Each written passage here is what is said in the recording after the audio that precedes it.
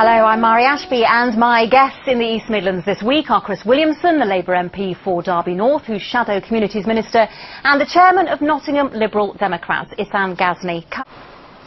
First, the coalition is under even greater strain after the Lib Dems abstained this week in a Commons vote over the conduct of Culture Secretary Jeremy Hunt. The Tories survived the motion, but at what cost? Well, Issan Ghazni, do you think that Nick Clegg was right to tell his MPs to abstain from this motion? Absolutely, absolutely. I mean, the decision taken by Cameron was not a coalition decision.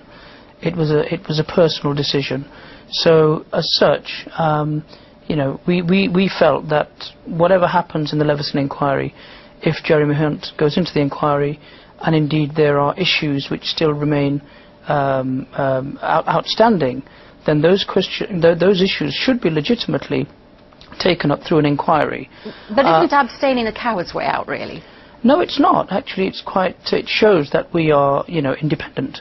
And, you know, you can't have your cake and eat it, because people, you know, very often say, you know, we kowtow to the Conservatives, and we do everything that the Conservatives want us to do. But actually, you know, we've proven that when there are issues of principle, that we are independent. So you're independent, but is the coalition still intact? Of course it is, because that's our primary focus, and that's our priority. The coalition is intact, but on principle we felt that there was no need to support this Labour motion. Okay, well, Chris, you might not like it, but the coalition held firm in the sense that the government wasn't defeated on this motion.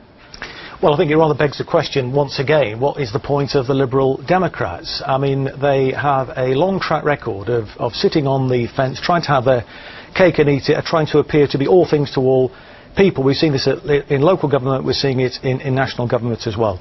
Let's be clear about this. The Liberal Democrats are enabling this right-wing, ideologically driven government to push through some of the most right-wing and terrible economic and social policies that we've seen probably since before the Second World War. Are you happy for him to just say... No, Chris. I mean, let's stick to Murdoch. Let's talk about the Murdoch issue.